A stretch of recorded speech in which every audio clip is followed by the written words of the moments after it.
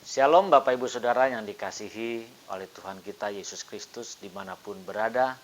Salam transformasi.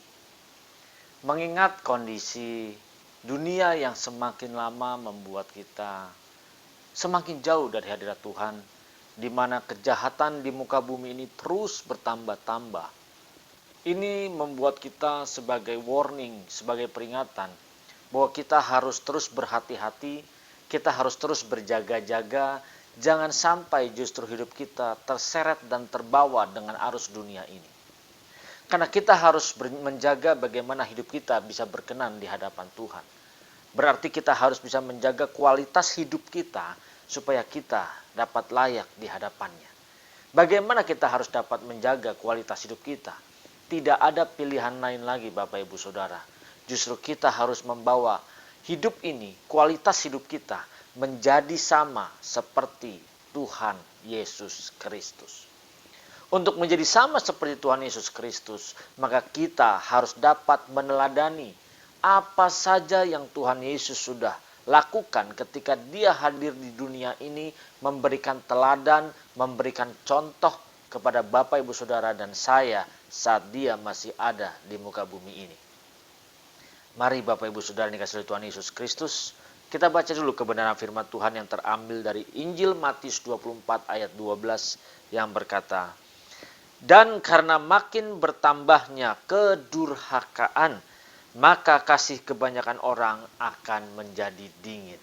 Firman Tuhan jelas katakan bahwa kedurhakaan bertambah-tambah. Kalau kita melihat kondisi dunia saat ini, berarti kedurhakaan itu akan terus meningkat. Apa dampaknya? Apa akibatnya? Dikatakan, maka kasih kebanyakan orang akan menjadi dingin. Inilah yang membuat kita harus berjaga-jaga karena cara hidup dunia akan menyeret Bapak Ibu Saudara dan saya sehingga kasih kita akan semakin dingin, akan semakin pudar. Kasih yang harus kita miliki adalah kasih yang seperti Tuhan Yesus miliki. Bagaimana kita memiliki kasih yang benar-benar mengasihi seperti apa yang Bapa inginkan. Ayat selanjutnya berkata, "Tetapi orang yang bertahan sampai pada kesudahannya akan selamat." Orang yang bertahan. Bapak Ibu Saudara, apakah sudah bertahan dengan kondisi dunia seperti ini? Apakah kita mampu bertahan dengan rongrongan-rongrongan kedagingan kita?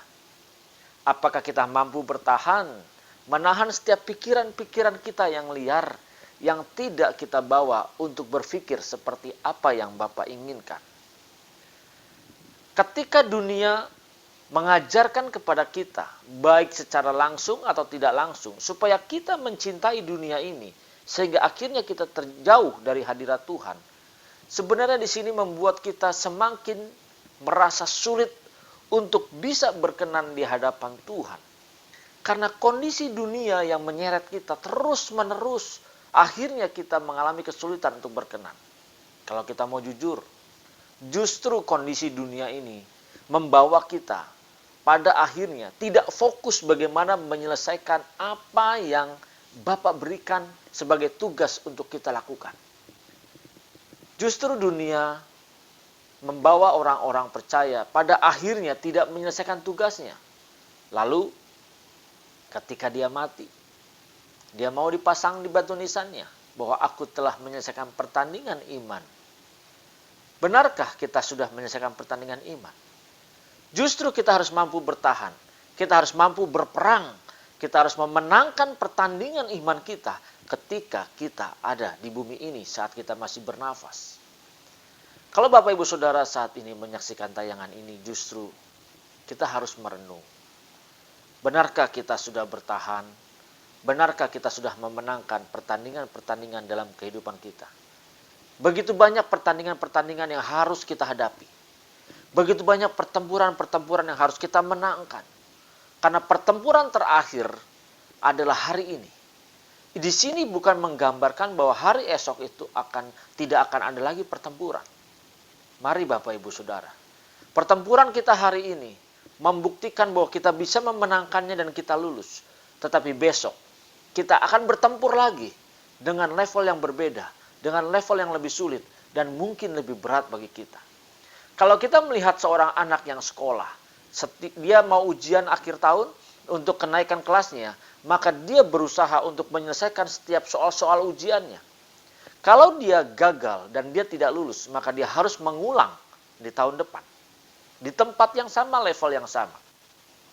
Berarti dia belum memenangkan pertandingan itu. Dia belum bisa lulus dari ujian itu. Kalau dia bisa menyelesaikannya dengan baik dan dia lulus sehingga dia harus naik kelas, maka dia sudah menyelesaikan pertandingan terakhir di levelnya. Sehingga tahun depan dia pun harus menghadapi pertempuran yang lebih berat lagi, yang levelnya tidak sama seperti sebelumnya. Begitu pula kehidupan orang percaya. Setiap hari dia harus bertempur, dia harus berperang. Berperang atas apa? Atas emosinya, atas mulutnya yang jahat, atas pikirannya yang liar. Bertempur dari kedagingannya, dia harus menang. Misalnya, dia suka marah-marah, dia harus menang mengalahkan emosinya. Kalau dia gagal, tidak bisa, maka dia harus mengulanginya. Dan itu belum menjadi pertempuran terakhir bagi dia. Tetapi kalau dia bisa memenangkan atas amarahnya, atas emosinya, bukan berarti dia tidak akan ada pertempuran lagi. Untuk level dia mengalahkan emosinya dan amarahnya, dia bisa menang. Tetapi dia akan menghadapi pertempuran selanjutnya yang lebih berat, yang levelnya lebih sulit.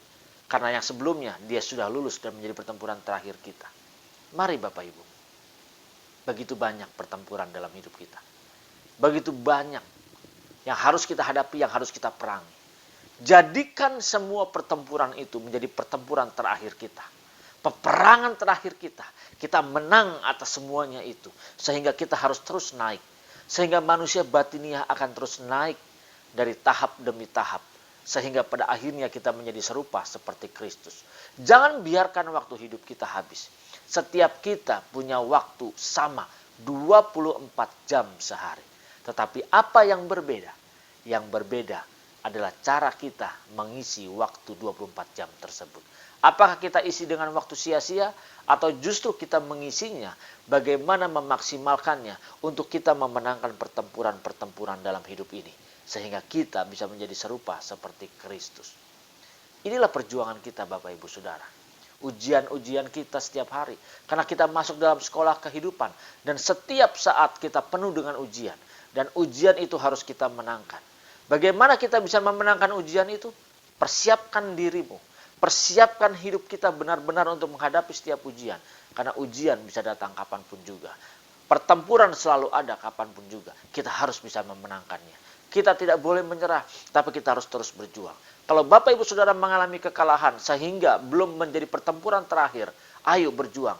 Tekunlah, fokuslah untuk menyelesaikan pekerjaan Bapak. Supaya pertempuran berikutnya menjadi pertempuran terakhir bagi kita. Jika kita masih hidup esok hari, berarti kita harus berjuang. Hari ini pertempuran terakhir kita. Supaya kita bisa lulus dari setiap ujian-ujian dan pertempuran-pertempuran yang ada. Sudahkah Bapak Ibu Saudara memenangkan pertempuran hari ini?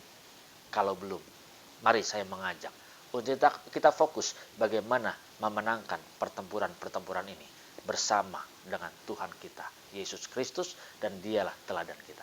Mari Bapak Ibu Saudara, berjuanglah. Tuhan Yesus Kristus memberkati. Salam transformasi.